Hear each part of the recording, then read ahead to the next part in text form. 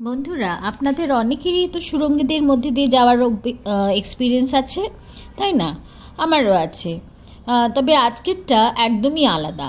সুড়ঙ্গ মাটির নিচের পথ, যেখানে দুটি প্রবেশ পথ থাকে, যার মাধ্যমে যানবাহন বা মানুষের চলাচল সহজ হয়। আমরা জানি সুড়ঙ্গ ব্যবহার করা হয় রাস্তা, রেল যোগাযোগ, জল সরবরাহ এবং অন্যান্য ইনফ্রাস্ট্রাকচারাল কাজের জন্য। যেমন ধরুন কলকাতা মেট্রো হুগলি নদীর নিচে। ভাবা যায় বলুন তো? ভারতের প্রথম জলের নিচের মেট্রো। একইভাবে আজকেরটাও জানেন তো আলাদা।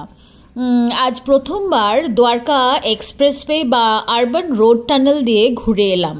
একটু কাজের জন্য বেরিয়েছিলাম, কিন্তু এই ইঞ্জিনিয়ারিং বিষয় দেখে আমি সত্যি মুগ্ধ। 5 কিলোমিটারের বেশি লম্বা এই টানেল, তার মধ্যে প্রায় 3.5 কিলোমিটার মতন 8 লেনের আর 1.5 কিলোমিটার 2 লেনের। শুধু যে দেখতে সুন্দর তা নয়, এর নিরাপত্তা ব্যবস্থাতেও আপনি বেশ খুশি হবেন। CCTV, control room, monitoring room, emergency exit সবটাই আছে। এই টানেলটা একদিকে ইন্দিরা গান্ধী ইন্টারন্যাশনাল এয়ারপোর্ট আর অন্যদিকে ন্যাশনাল হাইওয়ে 48-এর সমস্ত হাই স্পিড লিঙ্ক প্রোভাইড করে। মানে ধরুন জয়পুর, বম্বে পর্যন্ত সমস্ত রাস্তা, গুজরাটের ওদিকে যত রাস্তা, সমস্ত ইম্পর্টেন্ট জায়গার সাথে এর যোগাযোগটা স্থাপন করে।